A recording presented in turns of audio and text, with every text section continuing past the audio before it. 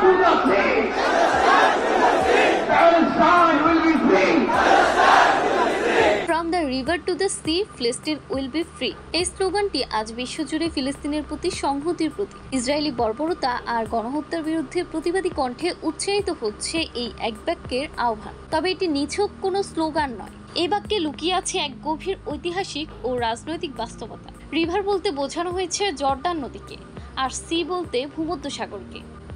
এই দুই প্রাকৃতিক সীমার মাঝে অবস্থিত বর্তমান ইসরায়েল, পশ্চিম তীর এবং গাজা উপত্যকা। এই গোটা ভূখণ্ডটাই ঐতিহাসিকভাবে ফিলিস্তিনিদের ভূমি বলে বিবেচিত, কিন্তু বাস্তবতা হলো আজ এই ভূমি সিংহভাগই দখল করে রেখেছে ইসরায়েল। পশ্চিম তীরের বসতি স্থাপন, গাজার অবরোধ, সব মিলিয়ে ফিলিস্তিনিদের স্বাধীনতার স্বপ্ন যেন রুদ্ধপ্রায়।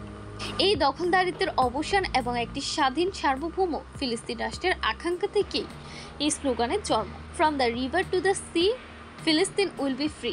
তবে এই স্লোগান নিয়ে রয়েছে বিতর্ক। ইসরায়েল ও তার পশ্চিমা মিত্ররা মনে করে এই আহ্বানের মাধ্যমে ইসরায়েলের অস্তিত্বকে অস্বীকার করা হচ্ছে। তারা একে জাতিগত নির্মূলের ডাক বলেও ব্যাখ্যা করে। কিন্তু ফিলিস্তিনপন্থীদের জবাব স্পষ্ট, কোনো সম্প্রদায়কে নির্মূল করার নয়, বরং নিজেদের জন্য ন্যায্য অধিকার আদায়ের স্লোগান। এটি একটি বিচার, ন্যায় এবং স্বাধীনতার বার্তা, যা সীমান্ত ছাড়িয়ে পৌঁছে গেছে কোটি মানুষের হৃদয়।